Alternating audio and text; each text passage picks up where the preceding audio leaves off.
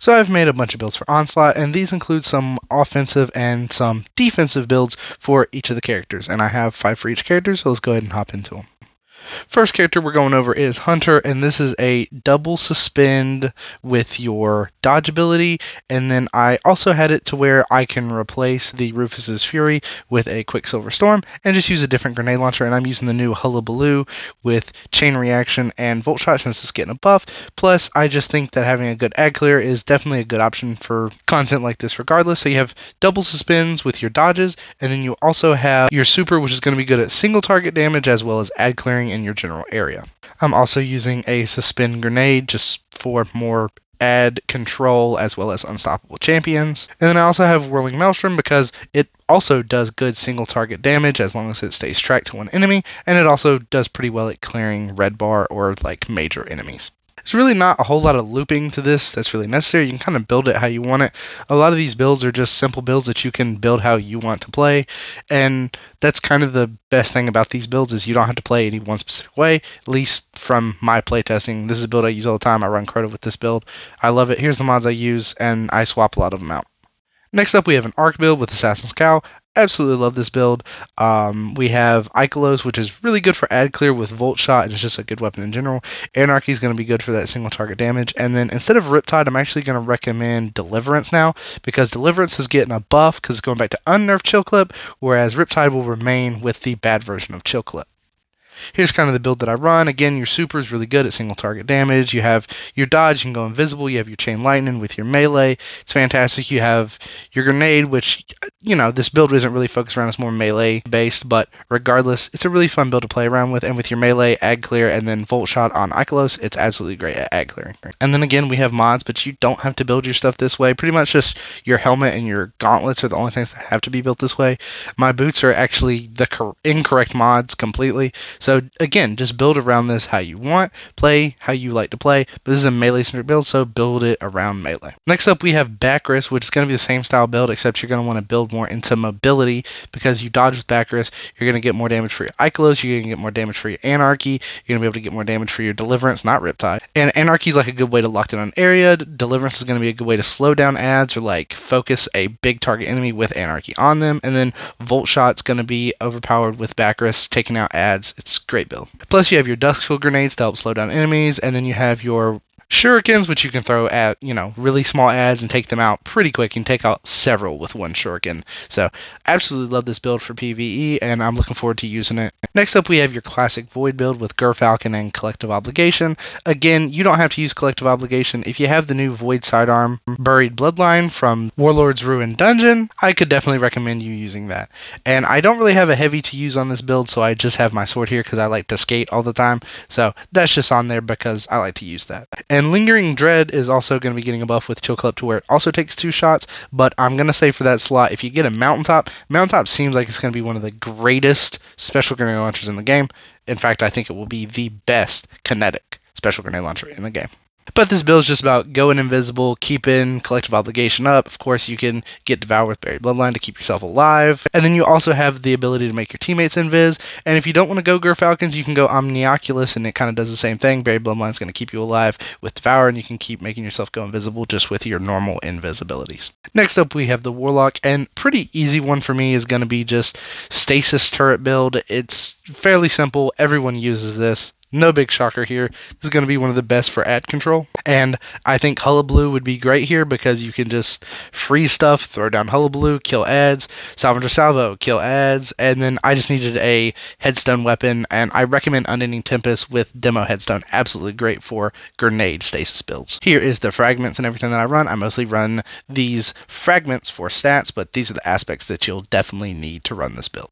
And then as for mods, again, these are more necessary because they are focused for getting your grenades back as fast as possible. So I definitely recommend following these mods specifically. But again, if there's something here that you want to change, there's definitely room to build on this stuff even more because I am by no means a perfect build maker. Next up is one of my favorite builds that I still haven't perfected. This build is fantastic with Nezarec Sin and Buried Bloodline, constantly having Devour, getting your ability back because you're getting Void weapon kills. Commemoration is Onslaught's fantastic for that same exact reason. Easy add clear. And then Rufus's Fury is just a great weapon to get those unraveling rounds. And here's what our aspects and fragments look like. I do have the one where I can consume the grenade to suspend enemies, which is pretty good with Commemoration, Buried Bloodline, or Rufus's Fury. So definitely a good thing for ad control. And that's what a lot of these builds are focused around. Ad control or ad clearing. This one's a great ad control and ad clearing build. And you're going to have tons of ability uptime because of Nezarec Sin, and Buried Bloodline really helps damage single target enemies just because of how much damage it does to be a special sidearm. Special sidearms are fantastic, so if you can ever squeeze in Buried Bloodline or Indebted Kindness, they are both two fantastic weapons that can, if they fit into your build, use them. They hit like absolute truck. Speaking of Indebted Kindness, you could squeeze that into this build as well instead of our grenade launcher, but Forbearance or the brand new grenade launcher with Demo Volt Shot are both fantastic options here.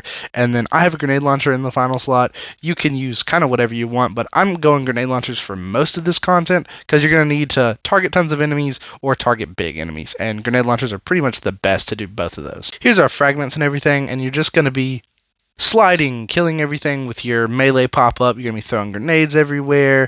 You're going to be getting your grenades back because of Demolitionist on your either Forbearance or the brand new grenade launcher, whichever one you have. Fantastic grenade build with plenty of uptime. Next up, we have my solo dungeon build. Karnstein's literally get a finisher and get restoration times 2, and as long as you keep getting kills with Sunshot, you're going to constantly have restoration times 2 up. Commemoration, if you get surrounded, need ad clear. And then Scattered Signal to sever targets so they don't hurt you as bad. And of course, this is purely a survivability build, so you do have Well of Radiance, you have a Restoration Grenade, and I don't really recommend Icarus Dash on this despite me having it equipped. I recommend the other two aspects. And while I haven't been saying the names of fragments, the biggest one for this build is Ember of Empyrean, which allows you to bring restoration timers back up with solar enemy defeats. Absolutely love this build, and I take it into all kinds of solo content. I also take it into pretty much any content I run on my Warlock. I love it much more than I like the Sunbracer build, just because this has way more survivability. Sure, you don't have as much damage, but nothing will ever kill you in this build as long as you're paying attention to your restoration and your health bar. Next up is a Void build. Again, we have Collective Obligation for just uptime on suppression, weaken, all those effects. We also have Scatter Signal for severing targets, Commemoration to help ad clear single damage targets because LMGs are pretty good at that now. And then Controverse Hold, which is good at dealing damage to a single target, especially whenever you have magnetic grenades equipped because they hit like a fucking truck. And again, these are the aspects you need, fragments. And as far as which Nova Bomb to use, I can never decide. I hate them both, but the subclass itself is really good with Devour, but as far as Super goes, no particular choice for me. And again, this is a grenade-focused build, so you're going to get super energy from grenade kills. You're going to be getting grenade energy from using grenades, from picking up wards. You're going to get grenade energy from using your melee or your rift. You're going to get grenade energy. Pretty much anything you do, you're going to get grenade energy, and your grenades are going to build your other abilities back up too, so it's a really fun build with a great loop. Next up, we have Titans.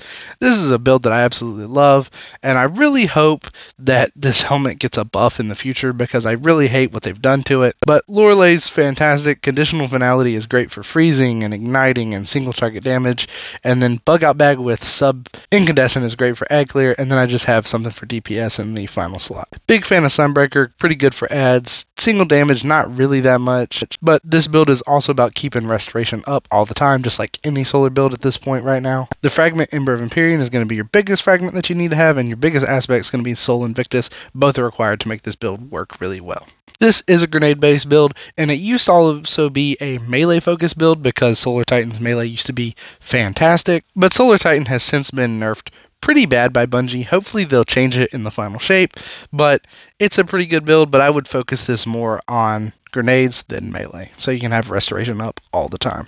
Next up, we have one of my favorite Stasis builds. We have Demo Headstone on our Unending Tempest, a Waveframe just for some ad clear. I definitely recommend Forbearance instead, and then just something to clear ads in the bottom. Or single target damage, whichever you prefer. Horror Frost to wall off areas, and then we also have a Glacial Grenade, which can do the same exact thing. Behemoth Super is also going to be able to do the same thing, and it's tons of fun. And I believe I have Howl Strike in here to also create Stasis Crystals, and then when you break your Stasis Crystals, you're going to be able to get an Overshield with the fragments that I have. If I remember the name, I believe it's Rhyme. And then Standing Near Crystals gives you damage resistance. That's also one of the fragments. So absolutely in love with this build. It's all about getting your grenades as fast as possible. and your barricade as fast as possible just so you can have the ability to create walls to protect you from enemies. I'm in love with this build. I love to use it in easy content, but it holds up pretty well in in-game content as well. Next up, we have more of a fun Void build.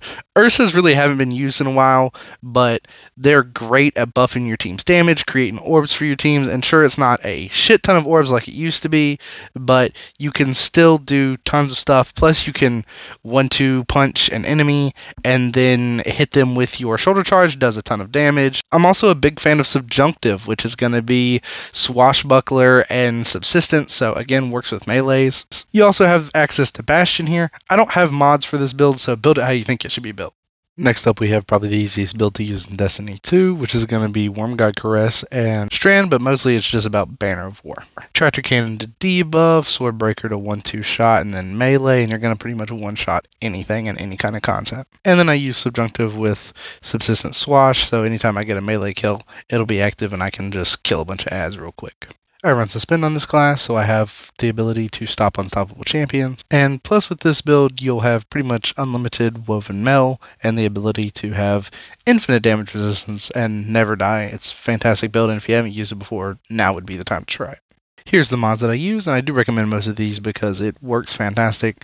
And pretty much with Worm God, you just have to keep getting kills, and same thing with Banner of War. So as long as you're constantly getting uncharged melee kills to build up your stacks for Worm God and Banner of War, you're going to be fine, and you're going to have Banner of War ×4 with Worm God maxed out doing tons of damage all the time.